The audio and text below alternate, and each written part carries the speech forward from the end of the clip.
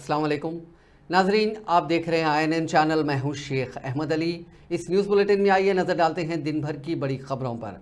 वज़ीर आबपाशी उत्तम कुमार रेड्डी ने कहा है कि कालेश्वरम प्रोजेक्ट में हुई बदनुवानियों की अदालती तहकीकात करवाई जाएगी। उन्होंने कहा कि BRS पार्टी ने कालेश्वरम प्रोजेक्ट को दुनिया का सबसे बड़ा प्रोजेक्ट करार दिया था, लेकिन 3 साल के अंदर ही इस प्रोजेक्ट के तहत तामीर करदा मेडीगड्डा बैरेज के पिलर्स को नुकसान पहुंचा।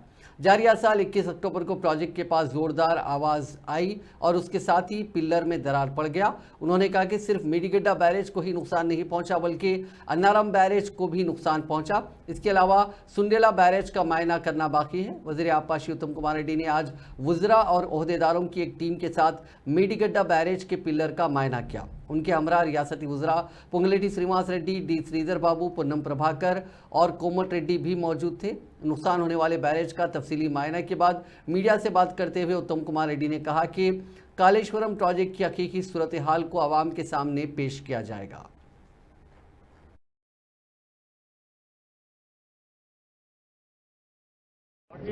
విషయాన్ని ఇంజనీర్లు ప్రెజెంటేషన్ ఇచ్చారు, మేము అడిగే ప్రశ్నలు అడిగినాం. దాని తర్వాత ఇప్పుడు మేడిగడ్డ బ్యారేజ్ పైకి ఇన్స్పెక్షన్ రావడం జరిగింది. ఇది నిస్సందేహం చాలా దురదృష్టకరం. ఎక్కడో చాలా సీరియస్ లోపాలు జరిగినాయి. డిజైన్లో కానీ, నిర్మాణంలో కానీ, ఆపరేషన్ మెయింటెనెన్స్ కానీ సీరియస్ లోపాలు జరిగి మూడు బ్యారేజెస్ కి ఇప్పుడు ప్రమాదంలో ఉన్నాయి. ఇది గత ప్రభుత్వ నిర్వాహకం ఒక్కసారి ఆలోచన చేయండి.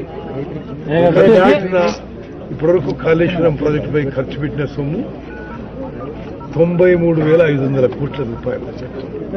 మన అందరి జీవితాలు బ్యాంకులలో తాకట్టు పెట్టి హై కాస్ట్ లోన్స్ తీసుకొచ్చి మరి ఇటువంటి ప్రాజెక్టులు నిర్మించిన వాళ్లపై ప్రజలు కూడా మరి వాళ్ళు ఏ విధంగా పనిచేశారో ఇది వాళ్ళ పనితీరుకు నిదర్శనం అని చెప్పి మేము మనవి చేస్తున్నాం. 93,000 కోట్ల రూపాయలు ఖర్చు పెడితే మొత్తం కాళేశ్వరం ప్రాజెక్టులో రోజు మేము ఈ Medigadda barrage visit inspection programme పెట్టుకున్నాం.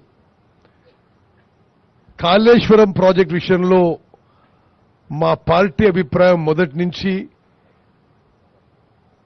ఒకటిగానే ఉంది. ప్రాణహిత చేవెళ్ల ప్రాజెక్టు ఆనాడు కాంగ్రెస్ ముఖ్యమంత్రి రాజశేఖర్ రెడ్డి గారు శంకుస్థాపన చేసినప్పటి సంది మీకు ఒకసారి ఆ అంకెలు కూడా చెప్తాను.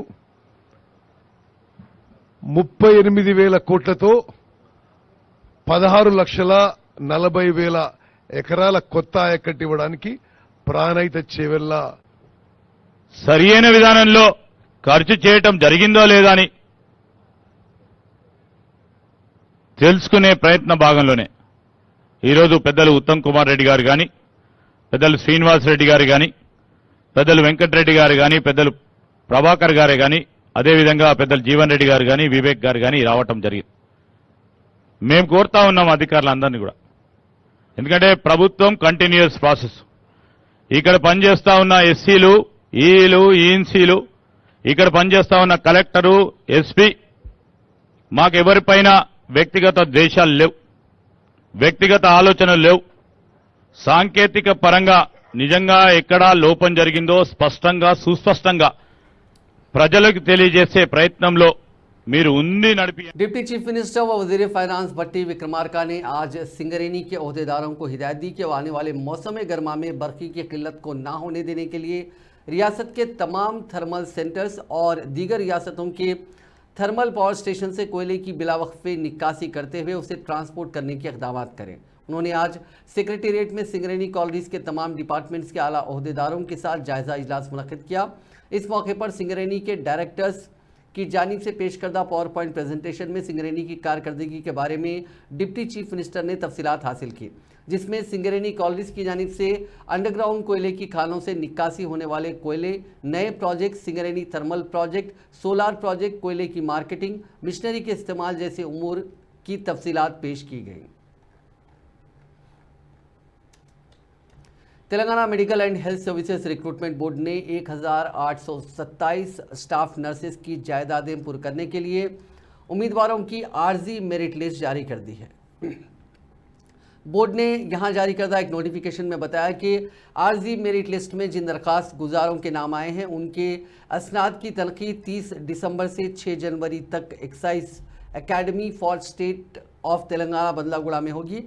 इस तनखी का आगाज़ सुबह 9:30 बजे से होगा। नोटिफिकेशन में कहा गया कि जिन दरखास्त गुजारों को असनाद की तनखी के लिए मुकर्ररा तारीख और सेशन के लिए मुनक्किद किया जाएगा उसकी तफसीलात वेबसाइट mhsrb.telangana.gov.in पर दस्तियाब रहेगी।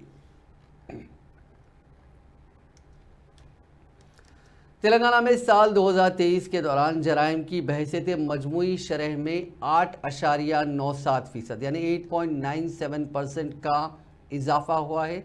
Director general police Ravi Gupta ने जुमे को रियासती पुलिस की सालाना रिपोर्ट जारी करते हुए कहा कि साइबर क्राइम में 17.59% इजाफे की वजह से बहसियत मजमूई जराइम की शरह में इजाफा दर्ज हुआ। उन्होंने बताया कि 2023 में साइबर क्राइम के वाक़यात बढ़कर 16,339 हो गए, जबकि पेशरफ साल ये तादाद 13,895 रही। उन्होंने कहा कि पुलिस ड्रग्स की लानत और साइबर क्राइम में इजाफे के 2 चैलेंजेस से निपट रही है। उन्होंने कहा कि इन लानतों से निपटने के लिए 2 अलहदा शोबे काम कर रहे हैं, जिनके इस्तेकाम के लिए रियासती हुकूमत हर मुमकिना मदद कर रही है। 2023 हमारे लिए काफ़ी इंसिडेंट फ्री ईयर रहा है। कोई मेजर इंसिडेंट्स नहीं हुए, कोई मेजर एक्सट्रीमिस्ट इंसिडेंट्स भी नहीं हुए। जो सबसे इम्पोर्टेंट था वो था इलेक्शंस। जो असेंबली इलेक्शंस हुए वो भी पूरे पीसफुली हुए। कहीं भी कोई ऐसी घटना नहीं हुई जिसकी वजह से कोई रिपोल की ज़रूरत पड़ी हो। और पुलिस ने काफ़ी अच्छा काम किया है, पुलिस ने और सबने मिलकर काफ़ी अच्छा काम किया है। और हमारी उम्मीद है कि 2024 में भी ऐसा ही रहेगा। हमारा नेक्स्ट मेजर इवेंट है पार्लियामेंट के, लोकसभा के जो इलेक्शंस आएंगे, तो जो भी बंदोबस्त करना है, जो भी अरेंजमेंट करना है हम करेंगे और हम इंश्योर करेंगे कि वो बिल्कुल शांतिपूर्ण और बिल्कुल शांत वातावरण में इलेक्शंस का कंप्लीशन हो। 10 साल के बाद नई गवर्नमेंट आई है सर, क्या ये फ्री पुलिसिंग का जो प्रीवियस जो था वो कंटिन्यू होगा या किस तरीके से कंटिन्यू होगा? जैसा कि मैंने बताया, हम लोग की जो फोकस एरियाज हैं वो वेल डिफाइंड है। जो वो फोकस एरिया हमारे रहेंगे और फ्री पुलिसिंग डेफिनेटली रहेगी और जो भी लॉ के हिसाब से काम करना होगा वो काम किया जाएगा।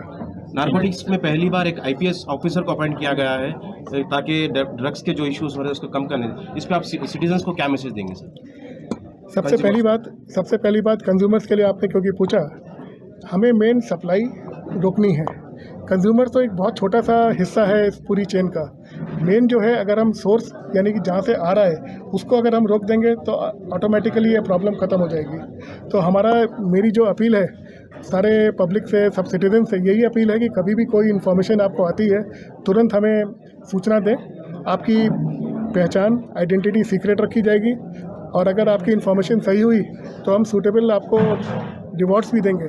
सर, ये सप्लाई जो हो रही है ज़्यादातर तेलंगाना से हटके दूसरे कंट्रीज कहाँ से ज़्यादातर है सर? ये आंध्रा उड़ीसा बॉर्डर है उससे भी आ रही है। और जो हाई लेवल वाले जो ड्रग्स हैं, जैसे MDMA हो गया, कोकेन हो गया, ये सब हो गया, ये बाहर से आता है। और ये काफ़ी रूट्स हैं इनके, हमें रूट्स मालूम है। कुछ गोवा के थ्रू आते हैं, कुछ मुंबई के थ्रू आते हैं, दूसरे स्टेट्स के थ्रू आते हैं, कुछ एयर रूट से आते हैं। तेलंगाना RTC की जानिब से 80 सहूलियात से लैस 80 नई बसों को हफ्ता यानी 30 दिसंबर को मुतारिफ किया जाएगा, जिनमें 30 एक्सप्रेस, 30 राजधानी AC और 20 लिहारी स्लीपर कम सीटर नॉन AC बसें शामिल हैं। RTC के ज़राए ने बताया कि 80 नई गाड़ियों का हफ्ते को हैदराबाद के NTR मार्ग में अम्बेडकर मुजस्समे के पास सुबह 10 बजे इफ्तिताह अमल में लाया जाएगा। इस सिलसिले में मुनक्किद होने वाली तकरीब में वज़ीर ट्रांसपोर्ट पूनम प्रभाकर नई गाड़ियों को झंडी दिखाकर इफ्तिताह करेंगे। इस तकरीब में महकमे ट्रांसपोर्ट के सेक्रेटरी श्रीनिवास राजू, RTC के मैनेजिंग डायरेक्टर VC सजनार भी मौजूद रहेंगे। ज़राए ने बताया कि तेलंगाना RTC ने जारिया माली साल 400 करोड़ की लागत से 1050 नई डीजल बसों को खरीदने का फैसला किया, जिनमें 400 एक्सप्रेस, 512 पल्ले वेलुगु, 92 लिहारी स्लीपर कम सीटर और 56 AC राजधानी बसें शामिल हैं। बॉलीवुड अदाकार अमिताभ बच्चन के मशहूर प्रोग्राम कौन बनेगा करोड़पति में तेलंगाना के चीफ मिनिस्टर रेवंत रेड्डी के बारे में एक सवाल पूछा गया। इस प्रोग्राम की मेजबानी करने वाले अमिताभ बच्चन ने प्रोग्राम में हिस्सा लेने वाली एक लड़की से रेवंत रेड्डी के बारे में सवाल पूछा था, ताहम उस लड़की ने उसका सही जवाब नहीं दिया। बताया गया कि 15 दिसंबर को नशरशुदा कौन बनेगा करोड़पति के एपिसोड में 40,000 रुपये के एक सवाल में अमिताभ बच्चन ने लड़की से पूछा कि रेवंत रेड्डी ने किस रियासत के चीफ मिनिस्टर की हैसियत से हलफ लिया था, जिसमें लड़की को चार ऑप्शन भी दिए गए थे। उन ऑप्शंस में छत्तीसगढ़, तेलंगाना, मध्य प्रदेश और आंध्र प्रदेश शामिल थे। लेकिन बताया गया कि प्रोग्राम में हिस्सा लेने वाली लड़की इस सवाल का जवाब नहीं दे सकी और काफ़ी देर तक सोच में पड़ गई। बादशाह उसने लाइफलाइन भी लिया, जिसमें प्रोग्राम में मौजूद शायकीन की अक्सरियत ने तेलंगाना ऑप्शन का इंतखाब का मशवरा दिया, जिस पर लड़की ने तेलंगाना का ऑप्शन मुंतखब किया, जिस पर यह जवाब सही निकला और वो लड़की अगले सवाल के लिए अहल करार दी गई। तेलंगाना बोर्ड ऑफ इंटरमीडिएट ने इम्तिहानी फीस की अदायगी की तारीख में तौसी की है। 2,500 रुपये लेट फीस के साथ 3 जनवरी तक फीस अदा की जा सकती है। बोर्ड के ज़राए ने बताया कि 21 दिसंबर को इंटरमीडिएट के सालाना इम्तिहानात में शिरकत के लिए फ़ीस दाखिल करने की तारीख ख़त्म हो गई, लेकिन ताज़ा तौर पर यह फैसला किया गया है ताकि ज़्यादा से ज़्यादा तुलबा को फ़ायदा हो सके। इंटर साल अव्वल और साल दुआम में तमाम कोर्सेज़ में तालीम हासिल करने वाले तुलबा की तादाद 10,59,233 है, जिनमें अब तक 9,77,044 तुलबा ने फ़ीस अदा कर दी है। बाकी तुलबा के लिए लेट फ़ीस के साथ फ़ीस अदा करने की सहूलत फराहम की गई है। तेलंगाना हुकूमत की जानिब से ऐलान करदा ट्रैफिक पेंडिंग चालानात पर डिस्काउंट ऑफर गाड़ियों के मालिकीन के लिए दर्द सर साबित हो रहा है। 26 दिसंबर से ये रियायत दी जा रही है। अंदरूनी नियम ज़ायद 9.5 लाख चालानात क्लियर किए गए। इसके ज़रिए सरकारी ख़जाने को तकरीबन 8.5 करोड़ रुपए की आमदनी हुई। आज तीसरे दिन भी कई शहरियों ने सर्वर डाउन होने की शिकायत की है। अवाम ने इस बात पर तशवीश का इजहार किया है कि मसले को दूर करने के लिए हुकूमत की जानिब से किसी भी तरह के इक़दामात नहीं किए जा रहे हैं।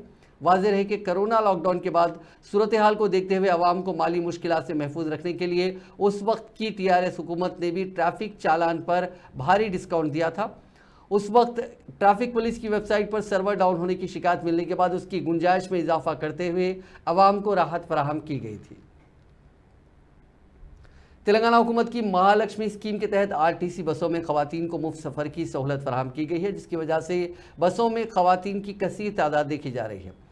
इस दौरान सीटें ना मिलने की वजह से कई खवातीन में झगड़े भी हो रहे हैं। इसी तरह का एक वाक़या ताज़ा तौर पर वरंगल में पेश आया। वरंगल तेलंगाना RTC बस में सीट के लिए खवातीन मुसाफरीन में ज़बरदस्त झगड़ा हुआ। तफसीलात के मुताबिक वरंगल से नरसमपेट जाने वाली बस में बड़ी तादाद में खवातीन सवार हुई। इस दौरान एक खातून की जानिब से सीट पर दूसरी एक खातून बैठ गई। इस मसले पर खवातीन के दरमियान झगड़ा हुआ। गुस्से में उन्होंने एक दूसरे के बाल पकड़कर एक दूसरे को पीटा।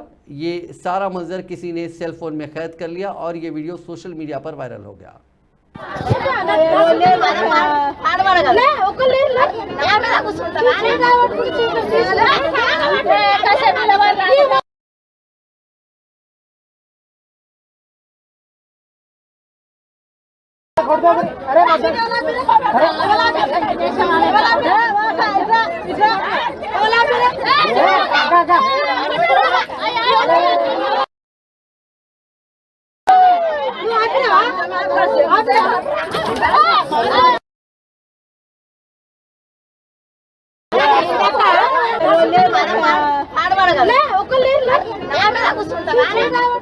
शमशाबाद के बल्दी कमिश्नर भोगेश्वरलू ने 6 जमानतों से मुतालिक हुकूमत की जानिब से जारी करदा हस्तम दरखास्त फॉर्म को फरोख्त करने वाले ज़ेरॉक्स सेंटर्स के खिलाफ सख्त कार्रवाई करने का इंतबाह दिया। शमशाबाद बल्दिया के हदूद में वाक़ ज़ेरॉक्स सेंटर्स में दरखास्त फॉर्म को फरोख्त करने की इत्तला पर कमिश्नर बल्दिया ने कई ज़ेरॉक्स सेंटर्स पर दावे किए। इस मौके पर Shri Vivekananda institute of computer education xerox centre के मालिक को दरखास्त फॉर्म फरोख्त करते हुए रंगे हाथों पकड़ लिया, जिस पर कमिश्नर बल्दिया ने मज़कूरा ज़ेरॉक्स सेंटर को मुहरबंद कर दिया और इंतबाह दिया कि फिर एक मरतबा कवायद की खिलाफ वर्जी करने पर ज़ेरॉक्स सेंटर के लाइसेंस को मनसूख कर दिया जाएगा।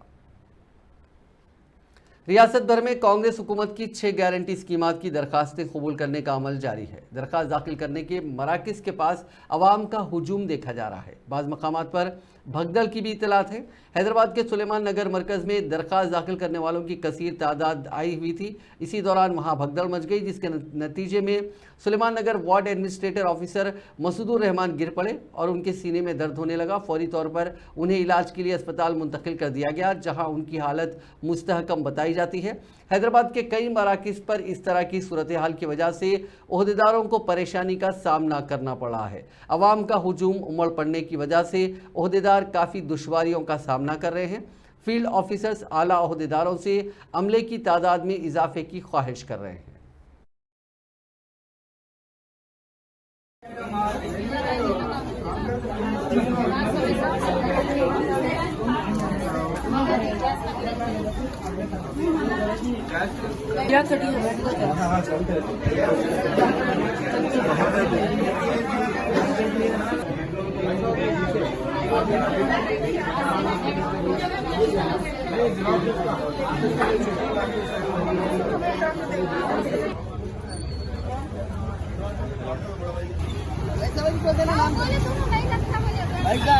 में मिला अभी यहाँ पे 10-20 रुपए ले ले रहे साहब। अच्छा, 2 रुपए का फॉर्म 10-20 रुपए देना लग रहा। टाइम अपना है ना। और कौन सा ले रहे मतलब? पहले इंग्लिश बोले, इंग्लिश का फॉर्म भरे। हाँ, अब इंग्लिश कैंसिल करके अब तेलुगु बोले। कई को कैंसिल कर इंग्लिश का? अब वो सुन कुछ मालूम गवर्नमेंट के लोगों को। थोड़ा 2 फॉर्म दे दो।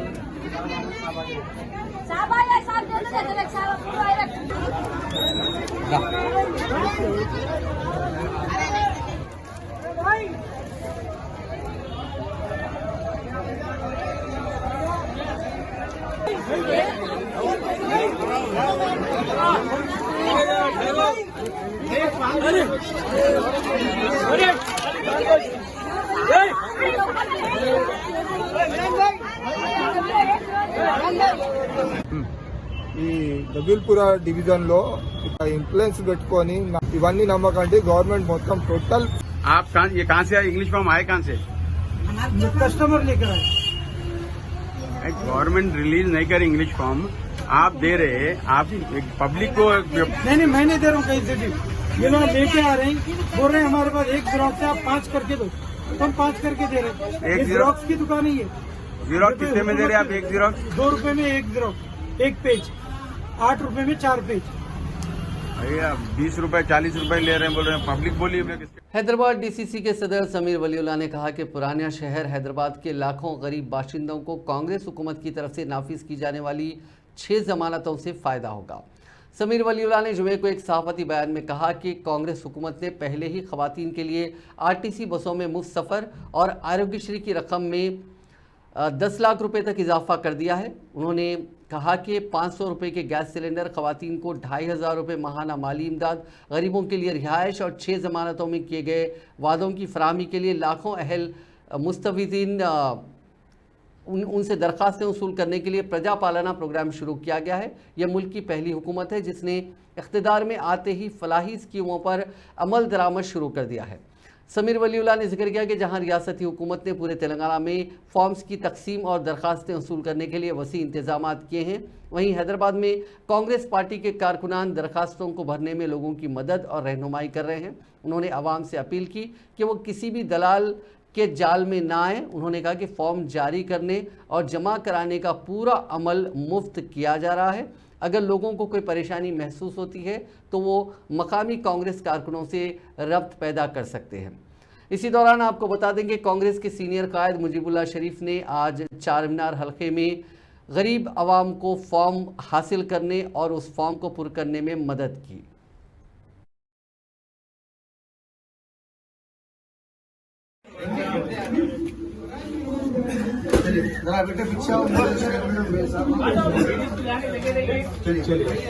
चलिए आइए।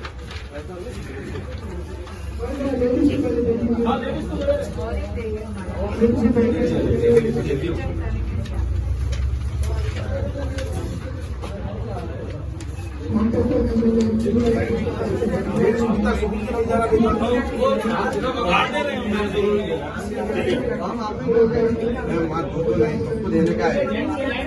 पे दारुशफा में अस्करी लिबे के साहब की ऑफिस पे फॉर्म डिस्ट्रीब्यूशन जो 6 गारंटी स्कीम गवर्नमेंट की तरफ से डिक्लेयर की गई हैं, उन स्कीम्स को अवाम की सहूलत के लिए कल कुछ फॉर्म्स का प्रॉब्लम हुआ, लोगों में कम पड़ने की वजह से हमारी तरफ से भी वॉलंटरी तौर पर चार्जर कैंडिडेट की तरफ से भी एक 25,000 तक फॉर्म प्रिंट करा के मैं पब्लिक में अवाम की सहूलत के लिए फ्री में डिस्ट्रीब्यूशन किया हूं। जो एक प्रोग्राम यहाँ पे दारुशफा में भी रखा गया है आज, इसके लिए भी आज इसके फॉर्म के लिए कोई पैसे की जरूरत नहीं है और कोई सिर्फ एक आईडी प्रूफ की जरूरत है, राशन कार्ड भी नहीं है। चीफ मिनिस्टर साहब हमारे ये क्लियरली डिक्लेयर कर चुके हैं कि कोई इनकम सर्टिफिकेट की जरूरत नहीं है, कोई राशन कार्ड की जरूरत नहीं है, जो है वो लगाइए, जो नहीं है कोई एक आईडी प्रूफ लगा के आप फॉर्म सबमिशन कर सकते हैं।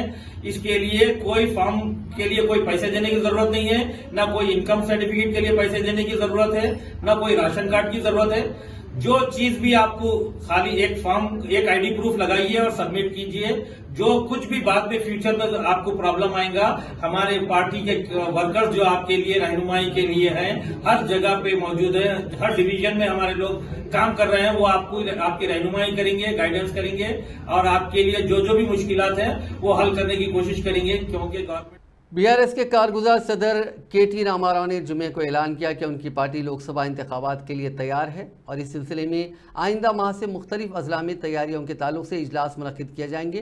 केटीआर ने बताया कि पार्टी सरबराह और साबिक चीफ मिनिस्टर के चंद्रशेखर राव की हिदायत पर 3 जनवरी को आदिलाबाद में पहला इजलास मुनक्किद किया जाएगा, जिसके बाद सिलसिलावार अंदाज में दूसरे अजला में भी ये इजलास मुनक्किद होंगे। उन्होंने बताया कि वो पार्टी के सीनियर कायदीन बशमुल जनरल सेक्रेटरी के केशव राव, साबिक स्पीकर मधुसूदन चारी, साबिक वज़रा हरीश राव, कडियम श्रीहरि, पी श्रीनिवास रेड्डी, जगदीश रेड्डी और दूसरे कायदीन अजला में मुनक्किद होने वाले इजलासों में शिरकत करेंगे। उन्होंने बताया कि हैदराबाद में भी इस सिलसिले में इजलास मुनक्किद करते हुए लोकसभा इंतखाबात में जारहाना अंदाज में मुकाबले का फैसला किया गया है। साबिक वजीर व बीआरएस लीडर जगदीश रेड्डी ने कांग्रेस हुकूमत पर इल्ज़ाम आयद किया कि वो प्रजा पालना के नाम पर आवाम को धोखा दे रही है। सूर्यापेट में मीडिया से बात करते हुए उन्होंने कहा कि कांग्रेस पार्टी ने आवाम से नाकाबिले तकमील वादे करते हुए धोखे से इख्तिदार हासिल कर लिया है और अब प्रजा पालना के नाम पर आवाम से दरख्वास्तें वसूल कर रही है। उन्होंने कहा कि नलगुंडा जिले से ताल्लुक़ रखने वाले वज़रा उत्तम कुमार रेड्डी और कोमटिरेड्डी वेंकट रेड्डी साबिक में ये दावे करते रहे कि कांग्रेस दौर में आवाम से दरख्वास्तें वसूल किए बगैर इस्तेफादा कुनिंदगान का इंतखाब किया जाता है, लेकिन अब इख्तिदार में आने के बाद आवाम से दरख्वास्तें ली जा रही हैं। ఇంకోటైనా ప్రత్యక్షంగా వాళ్ళ అకౌంట్లలోకి పోయేటట్టు చేసినాం. రైతు బంధు ఇస్తే కూడా చక్కగా వాళ్ళ అకౌంట్లోకి పంపినాం తప్ప ఉత్తమ్ కుమార్ రెడ్డినో వెంకరెడ్డినో జాన్ రెడ్డినో వచ్చి అప్లికేషన్ పెట్టుకోండి అని చెప్పలేదు. మేము ఆ అప్లికేషన్లలో కూడా పూర్తి అసంబద్ధంగా ఉన్నది. మొత్తం కౌలు రైతు అని పెట్టిండ్రు. కౌలు రైతును పట్టాదారు పాస్బుక్ నెంబర్ అడుగుతున్నారు. ఏ రైతు కూడా తన పట్టాదారు పాస్బుక్ తీసుకుపోయి కౌలు రైతుకి ఇయ్యాడు. మీరు ఇటువంటి అన్ని దొంగ పనులు చేసిన గతంలో అని చెప్పి మేము ఆ అవకాశం లేకుండా చేసినాం. ఒకరి భూమి ఒకటి మీద రాసి నాశనం చేసిపోయింది మీరు. ఆ రోజు ప్రజానికాన్ని మీరు పెట్టిన వ్యవస్థలు ఆ పీడ నుంచి విముక్తి చేయడం కొరకే మేము దాన్ని తీసుకొచ్చినాం. బ్రహ్మాండంగా రైతులకు రక్షణ కల్పించడం, వాళ్ళ భూమికి హక్కులు, రైతు తన సంతకం పెడితే తప్ప, తన చేతి ఏలి ముద్ర వేస్తే తప్ప ఇంకోటి ఎవడు కూడా దాంట్లో చేయబెట్టడానికి కానీ పట్టాను మార్చడానికి కానీ అవకాశం లేకుండా చేసినాం మేము. కానీ వాళ్ళు మీరు మళ్ళీ करीमनगर टाउन से 4 शुम्बे को जो 12 साल लड़की लापता हो गई थी वो हैदराबाद में दस्तयाब हुई है। पुलिस ने जुमेरात की शब जुबली बस स्टेशन के करीब उस लड़की का पता चलाया और जुमे को सुबह करीमनगर में उसके वालिदैन के हवाले कर दिया गया। उस लड़की के लापता होने की वजूहात का फौरी तौर पर इल्म तो ना हो सका, ताहम समझा जाता है कि उलझन के बाइस ये लड़की हैदराबाद जाने वाली एक RTC बस में सवार हो गई थी। बोमाकल फ्लाईओवर ब्रिज की रहने वाली इस लड़की के लापता हो जाने के बाद उसके वालिदैन परेशान हो गए थे। लड़की के वालिद नसीमम एक हेड कांस्टेबल हैं और वो करीमनगर में ही रहते हैं। पुलिस के मुताबिक एक खानगी स्कूल में इंटरमीडिएट में ज़ेर तालीम 12 साल ये लड़की क्रिसमस तातीलात के लिए पेद्दापल्ली में अपनी दादी के मकान को गई थी और वो चाशुमे को ही वापस होने वाली थी। उसकी दादी भी अपनी पोती को बस में सवार करने के लिए पेद्दापल्ली बस स्टैंड आई थी और उसे बस में सवार करने के बाद नसीमम को बस की तफसीलात भी रवाना कर दी थी। मंचरियाल चौक पर उस लड़की का वालिद अपनी बेटी की आमद का मुंतजिर था और उसने वहां पहुंचने वाली बस के कंडक्टर से भी उसकी बेटी के बारे में मालूमात हासिल की जो बस में मौजूद नहीं थी। कंडक्टर और दूसरे मुसाफिरीन ने उस हेड कांस्टेबल को बताया कि उसकी बेटी बोमकल फ्लाईओवर ब्रिज पर उतर गई, जिसके साथ ही वो फौरी तौर पर उस बोमकल चौराहा पहुंचा और अपनी बेटी की तलाश शुरू कर दी। पुलिस से इस बारे में शिकायत करने के बाद 5 खुसूसी टीमें तश्कील दी गई थी और उस लड़की को कल रात बरामद कर लिया गया।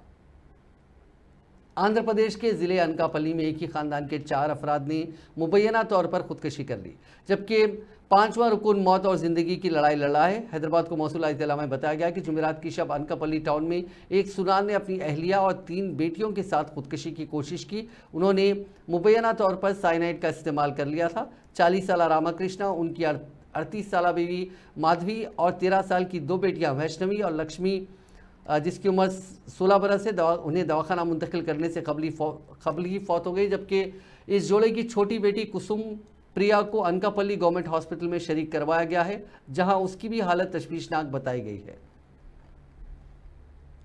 कई साल से बंद मकान से एक ही खानदान के 5 अफराद के ढांचे दस्तयाब हुए। अपनी नौइयत का ये मुनफरिद वाक़या रियासत कर्नाटका के चित्रादुर्ग ज़िले में पेश आया। इब्तिदाई तहकीकात में मालूम हुआ कि वो तमाम खराबियत सेहत से मुतासिर थे और उन्हें आखिरी मरतबा साल 2019 जुलाई में देखा गया था। तब से मकान बंद था। 2 माह कबल मकान में चोरी की वारदात भी पेश आई। मकामी अफराद की इत्तला पर आज पुलिस ने मकान का दरवाज़ा तोड़कर देखा तो हैरतज़दा रह गए, क्योंकि मकान में 5 इंसानी ढांचे दस्तयाब हुए। पुलिस ने फॉरेंसिक के माहिरीन को तलब कर लिया। ये इंसानी ढांचे शोहर बीवी, उनके बेटियों और बेटों के हो सकते हैं। पुलिस को इस बात का शुबा है। मज़ीद तहकीकात जारी है। मरने वालों की शिनाख्त रिटायर्ड गवर्नमेंट एग्जीक्यूटिव इंजीनियर 85 साल जगन्नाथ रेड्डी, उनकी बीवी 80 साल प्रेमा, उनके बेटों 62 साल त्रिवेणी, 57 साल एक और लड़का है कृष्णा और एक और बेटी बताई गई है जिसकी उम्र 60 बरस है। फॉरेंसिक रिपोर्ट के बाद हक़ाइक़ का इंकशाफ होगा। मुल्क भर में 24 घंटों में 797 लोगों की कोरोना रिपोर्ट पॉजिटिव आई है। 798 मरीज ठीक हुए और 5 की मौत हुई है। 7 महीने बाद कोरोना के इतने मामले दर्ज हुए हैं। इससे पहले 19 मई 2023 को 865 केसेस दर्ज हुए थे। मुल्क में जुमला एक्टिव केसेस की तादाद 4091 हो गई है, यानी इन मरीजों का फिलहाल इलाज चल रहा है। इनमें से केरल में सबसे ज़्यादा 2522, कर्नाटका में 568 और महाराष्ट्र में 369 मुतासरीन हैं। United liberation front of Assam यानी ULFA उल्फा के साथ बातचीत में हुकूमत को कामयाबी मिली है और उल्फा ने हथियार डालने का फैसला किया है, सरेंडर करने का फैसला किया है। इस सिलसिले में बाज़ाब्ता एक समझौते पर दस्तखत किए हैं। ये दस्तखत मरकज़ी वज़ीर दाखिला अमित शाह और आसाम के वज़ीर आला हेमंत बिस्वा शर्मा की मौजूदगी में किए गए। मित्रों, आज मेरे लिए बहुत हर्ष का विषय है कि आज आसाम के भविष्य के लिए एक सुनहरा दिन है। लंबे समय से आसाम ने हिंसा को झेला है, पूरे नॉर्थ ईस्ट ने हिंसा को झेला है। जब से मोदी जी प्रधानमंत्री बने तब से 2014 से दिल्ली और नॉर्थ ईस्ट की दूरी कम करने के प्रयास हुए। मन खोलकर खुले हृदय से सभी के साथ बातचीत की शुरुआत हुई और उनके मार्गदर्शन में ही उग्रवाद मुक्त, हिंसा मुक्त और विवाद मुक्त नॉर्थ ईस्ट की परिकल्पना लेकर गृह मंत्रालय चलता रहा। पिछले 5 वर्षों में 9 शांति और सीमा संबंधित समझौते अलग अलग राज्यों के पूरे नॉर्थ ईस्ट में हुए हैं। इसके कारण नॉर्थ ईस्ट के एक बड़े हिस्से में शांति की स्थापना हुई। रिकॉर्ड पर 9,000 से ज्यादा काडर ने। नाजरीन, इस न्यूज़ बुलेटिन में बस इतना ही। आप देखते रहिए INN चैनल।